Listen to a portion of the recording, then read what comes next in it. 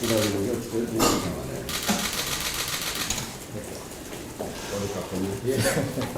너무 많았어. 내려와 주셔서 감사합니다. 의석까지 맞아. 네.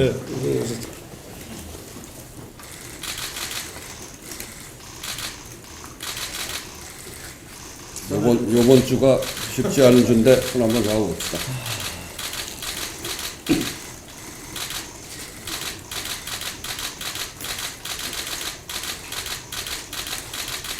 네, 됐죠?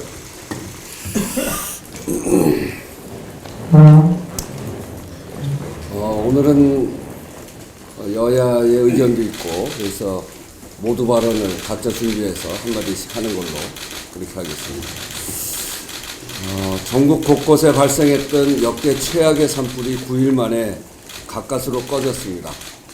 이번 산불 피해로 30분의 희생자가 발생했고 45분의 부상자가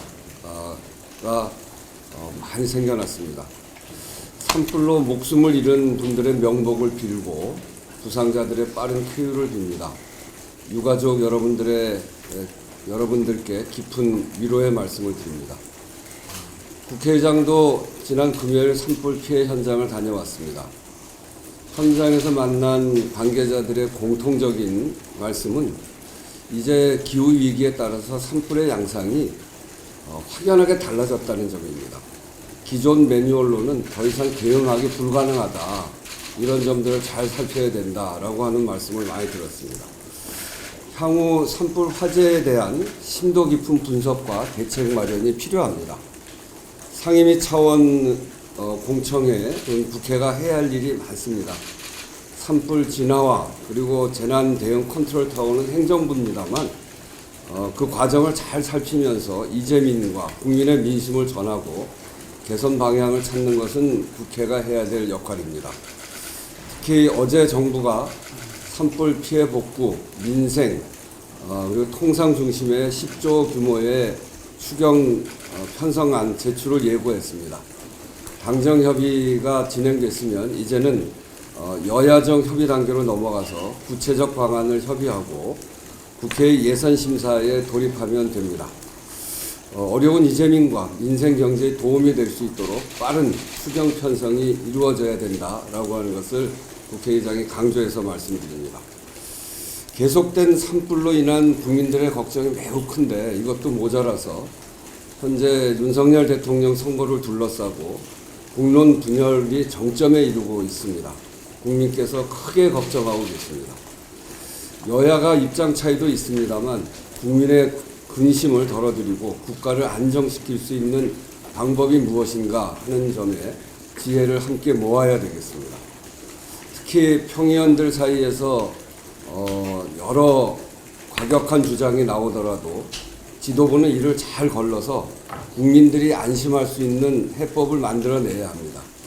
이번 주가 그 갈등의 정점으로 가는 시기로 보여집니다. 이 갈등을 해소하기 위해서 헌법재판소는 헌법재판소대로, 여는 여대로, 야는 야대로 냉철한 마음으로 지도부가 임해 주시기를 바랍니다. 오늘 회동을 통해 3월 임시회 마무리 그리고 4월 임시회 일정을 잘 협의했으면 좋겠습니다. 국민들이 우리를 지금 지켜보고 있습니다. 이상입니다. 누가 먼저 하십니까? 일당이 항상 먼저 했어요. 먼저 모두 발언하자고 제안을 먼저 하셨기 때문에. 아니, 먼저 하세요. 네. 이거부터 이렇게 팽팽합니다. 일단 그러면 먼저 제가 정하죠. 일당이 먼저 하세요. 예. 어려운 시기입니다. 우리 국회의장님과 함께 여야 양당 대표가 이 어려운 시기를 이겨내기 위해서 의견을 좀 모았으면 좋겠습니다. 먼저 추경에 대해서 한 말씀 드리겠습니다. 어제 최상목 경제부총리가 10조 원 규모의 추경을 하자고 말했습니다. 그러나 알맹이가 하나도 없는 쭉정이에 불과합니다. 민생과 경제를 살리기에 규모도 턱없이 부족하고 그것도 여야가 취지에 동의하면 그때 가서 관계부처와 협의해서 추경 편성안을 제출하겠다고 했습니다. 민생과 경제위기 극복을 위해 추경 편성 요구를 한 게 몇 달 전인데 아직까지도 추경안을 마련하지 않은 무책임의 황당함을 넘어서 분노하게 됩니다. 최성목 부총리는 미국채에 투자할 시간은 있고 우리 경제를 살릴 추경안을 마련할 시간은 없는지 답해야 할 것입니다. 보다 과감한 투자만이 현재 위기를 타개할 수 있습니다. 그때그때 찔끔찔끔 언발에 오줌 누는 식의 안이 아니라 실질적이고 과감한 추경안 편성에 나설 것을 촉구합니다. 헌정 붕괴와 경제 위기에 대통령 권한대행 한덕수 총리 책임이 매우 큽니다. 경제 위기의 가장 큰 원인은 윤석열의 내란 사태에 있습니다. 내란을 빠르게 종식하고 국가를 정상화하는 것이 가장 확실한 경제와 민생 회복 방안입니다. 그러나 한덕수 총리는 헌법 수호에 막중한 책무를 저버리고 내란 사태 종식을 방해함으로 경제 위기를 증폭시켰습니다. 헌법과 법률에 따라 국회 추천목 3인의 헌법재판관을 즉시 임명했다면 지금의 헌정 붕괴 경제 위기 상황에까지 이르렀을까 라는 생각입니다. 한덕수 총리는 헌법재판소의 결정을 취사 선택할 권한이 없음에도 자신에 대한 결정은 따르면서 마은혁을 임명하라는 결정은 아직까지 주저하고 어쩌면 거부하는 이중적 태도를 취하고 있습니다. 헌법재판소의 온전한 구성을 방해하고 내란을 지속시키며 헌정 붕괴와 경제 위기를 키운 무거운 책임을 져야 합니다. 한덕수 총리가 오늘 즉시 마은혁 재판관 임명하기를 거듭 촉구합니다. 헌법재판소는 조속하게 윤석열을 파면해야 합니다. 윤석열 탄핵심판 선고가 늦어지면서 국민 불안과 피해가 증폭되고 있습니다. 헌법 수호를 위해 태어난 기관으로서 헌법재판소가 책무를 다해야 합니다. 자고 우면할 이유도 없고 정치적 고려를 할 까닭도 없습니다. 윤석열의 행위가 파면에 이를 정도로 중대한 헌법과 법률 위반인지 여부를 판단해서 헌법과 법률에 따른 합당한 결정을 내리면 될 일입니다. 군대를 동원해 국회와 선관위를 침탈하는 장면을 온 국민이 지켜봤습니다. 비상계엄 선포, 포고령 1호, 군대를 동원한 국회 무력화 시도, 선관위 침탈, 정치인과 법조인에 대한 체포 시도 등 모든 쟁점이 중대한 헌법 위반, 법률 위반이라는 점이 명확합니다. 윤석열이 헌법을 수호할 의지가 없다는 사실도 확인됐습니다. 헌법재판소가 국민의 신임을 배신하지 말고 헌법과 법률에 따라 즉각 윤석열을 파면하기를 촉구합니다. 국회는 국회가 할 일을 해야 합니다. 민주공화국 대한민국의 국채가 무너져 내릴 위중한 상황입니다. 국가의 존립은 물론이고 국민의 생명과 안전에 심각한 위해를 끼칠 절체절명의 상황인 만큼 국회는 헌정 붕괴를 막기 위한 모든 노력을 기울여야 합니다. 헌법재판소의 온전한 구성과 헌정 수호를 위해 필요한 조치와 입법을 즉각 추진해야 합니다. 국민의 힘은 내란에 동조하는 일체의 행위를 중단하시고 헌정 질서 수호에 적극 협력하기를 촉구합니다. 국민을 향해 총뿌리를 겨눌 윤석열이 여전히 국민의힘 1호 당원입니다. 윤석열을 국민의힘은 징계함으로써 최소한의 책임을 지는 태도를 보이길 바랍니다. 오늘 있을 여야 양당 대표 회담에서는 이러한 여러 가지 어려운 문제점을 함께 긍정적으로 해소할 수 있는 방안들을 적극적으로 모색했으면 좋겠습니다. 이상입니다.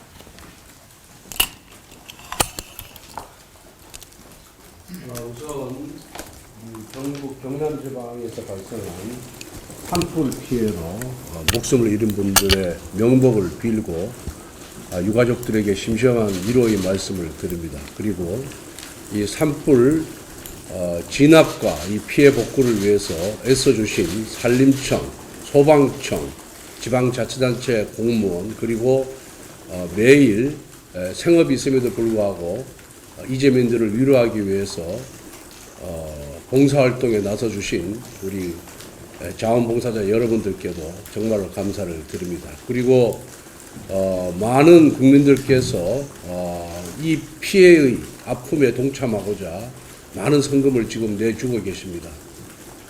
국가 예산만으로 이 이재민들의 피해자들의 아픔을 달래기에는 굉장히 부족합니다. 그렇기 때문에 우리 국민들께서 우리 아름다운 공동체를 만든다는 그런 생각하에 이 이재민들을 위한 성금 대열에 적극 동참해 주실 것을 다시 한번 간곡하게 부탁의 말씀을 드립니다. 정부가 10조 원 규모의 추경안을 편성하겠다는 방침을 밝혔습니다. 이번 추경은 여야 간에 쟁점이 없고 반드시 시급히 처리해야 될 예산만을 담았습니다. 왜냐하면 여당의 생각이 다르고 야당의 생각이 다른 추경안에 대해서 제출할 경우에는 여야 간의 정쟁으로 이 추경안 통과가 또 지지부진하기 때문에 이러한 문제를 해결하기 위해서 여야 간의 쟁점이 없고 그리고 산불 피해 추경이라든가 AI라든가 또 통상 문제에 대응하기 위한 시급한 추경을 편성했다는 말씀을 드리고 이 추경을 먼저 시급하게 통과시킨 다음에 여당과 야당이 요구하는 부분에 대해서는 별도의 논의 구조를 만들어야 국민들께서 안심할 수 있다 이렇게 생각을 하고 있습니다. 그 다음에 헌법재판소 결정과 관련 대통령 탄핵 심판과 관련된 헌법재판소 결정과 관련해서 지금 많은 억측이 난무하고 있습니다. 대통령에 대한 탄핵 심판 결심을 한 지가 한 달이 넘었습니다. 이제 평의가 무르익을 대로 무르익었고 진행될 만큼 진행이 되었습니다. 헌법재판소 문영배 소장 대행은 빨리 선고일자를 잡고 선고일 전에 헌법재판관들이 최종 의견을 취합을 해서 결정을 내려야 된다. 저는 그렇게 생각을 하고 있습니다. 지금 이 자리에서 현직 대통령의 이름을 대통령이라는 석자를 붙이기를 그렇게 인색하는 민주당을 보면서 이 상대당에 대한 존중이 있는지 참 의문스럽습니다. 윤석열 얘기하는 것이 참 듣기가 아주 거북했습니다. 이런 식으로 가면 앞으로 범죄 피고인 이재명 대표에 대해서도 우리가 이재명이라고 계속해서 불러도 여러분들 아무 소리 안 하겠습니까? 그 직위를 불러주는 것 자체가 그게 정치 품격이다. 저는 그렇게 생각을 하고 있습니다. 헌재가 특히 헌법재판소장 대행이 일체의 정치적 고려 없이 빨리 재판관 한 분 한 분으로부터 최종 의견을 들어서 결론을 내주기를 바랍니다. 대한민국은 헌정 질서가 있습니다. 국회가 탄핵 소추를 했다고 해서 국회의 의견대로 헌법재판소가 결정을 한다 그런다면은 헌법재판소가 존재할 이유가 저는 없다고 생각합니다. 다수당을 차지하는 민주당의 주도로 국회에서 탄핵 소추 의결이 되었다 하지만은 탄핵 심판은 국민이 직접 뽑은 대통령을 파면시키는 지위를 박탈하는 그런 결정입니다. 이러한 결정은 누구보다도 신중하게 해야 됩니다. 대한민국은 다른 나라 탄핵제도와 달리 탄핵 소추가 되면 바로 직무정지에 들어가게 되어 있습니다. 그렇지만 선진국들은 바로 직무정지가 들어가는 것이 아니고 탄핵 결정이 나야 파면에 이르게 되어 있습니다.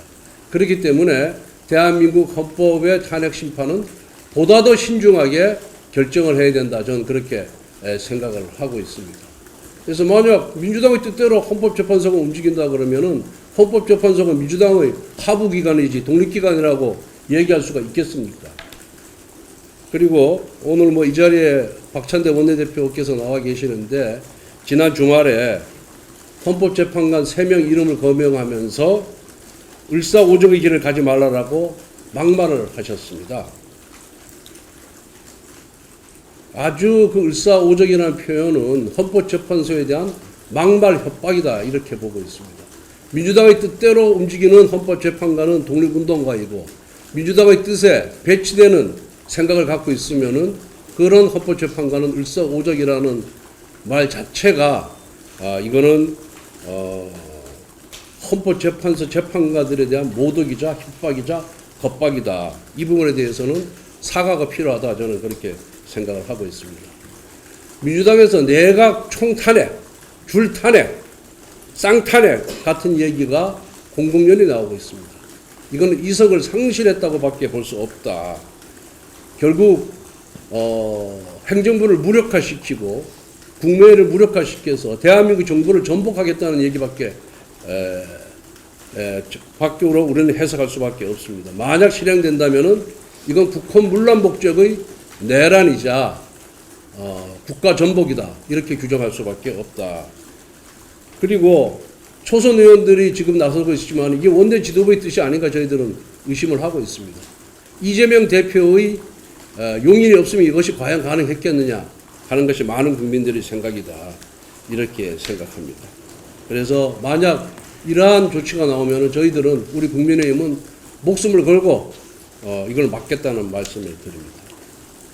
그리고 마은혁 헌법재판관 후보자를 포함해서 지난번 우리 국회가 추천한 3명의 헌법재판관의 오늘 한덕수 대행이 임명하지 않은 것이 탄핵 소추 사유로 이미 적시가 됐었고 헌법재판소에서 한덕수 총리에 대한 심판을 내리면서 국회가 추천한 3명의 헌법재판관 후보자를 임명하지 않은 것이 중대한 헌법 위반이 아니라고 이미 7대1로 이미 판단을 내렸습니다.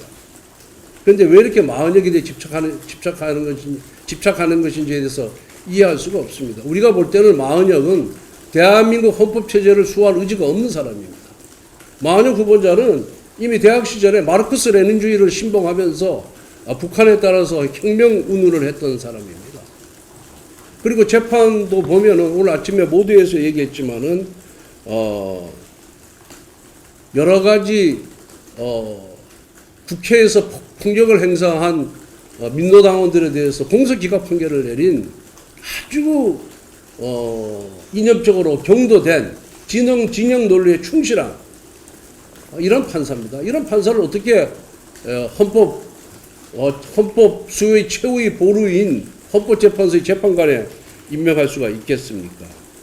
그래서 마은혁 후보에 대해서는 철회를 해주기를 바라고, 그리고 이미 헌법재판소는 8명의 재판관으로 심리를 마쳤습니다. 대통령 재판에 대해서 심리를 마쳤습니다. 8명을 충분히 선고할 수 있습니다. 옛날 박근혜 대통령 탄핵 심판 선고도 8명의 재판관이 결론을 내렸습니다. 그런데 이미 변론에 참여하지도 않은 마은혁 후보자를 임명해서 어떻게 하자는 겁니까? 다시 재판을 재개하자는 겁니까? 이거는 우리 민주당이 주장하는 조속한 대통령에 대한 탄핵 심판 선고 주장과도 배치되는 것이다. 이렇게 저는 생각을 하고 있습니다. 그래서 제발 민주당이 자신들의 뜻이 관철되지 않을 것 같으니까 모든 이 입법권을 갖고 행정부도 장악하고 사법부도 장악하려고 하는 그런 시도는 우리 국민들을 용납하지 않을 것이다라는 말씀을 드립니다. 오늘 비공개 회의에서 이러한 부분에 대해서 좀 더 심도 있는 대화를 나누도록 하겠습니다. 이상입니다.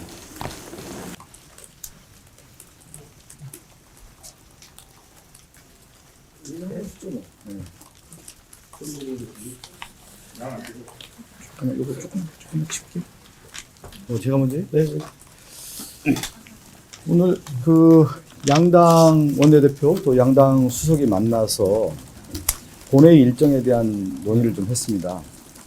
특히 저희 당 입장에서는 지금 또 정부에서 주장하고 있는 추경에 대한 논의, 그리고 이 산불 피해에 대한 부분 대책들, 그리고 외교적으로는 민간 국가에 대한 문제, 또 경제적으로는 상당히 어려운 가운데 최상목 부총리가 경제 위기 시에도 미국 국채를 사는 그런 태도, 이런 문제, 그리고 더 나아가서 지금 헌정 질서가 유린되는 문제, 이런 문제가 워낙 큰 문제이기 때문에 4월 1일부터 상시 본회의를 열었으면 좋겠다라는 말씀을 저희가 국회의장에게 좀 드렸고, 그래서 4월 1일 날 법안 처리하고 2, 3, 4를 국회 현안 질의를 통해서 본회의를 열어야 된다는 말씀을 드렸습니다.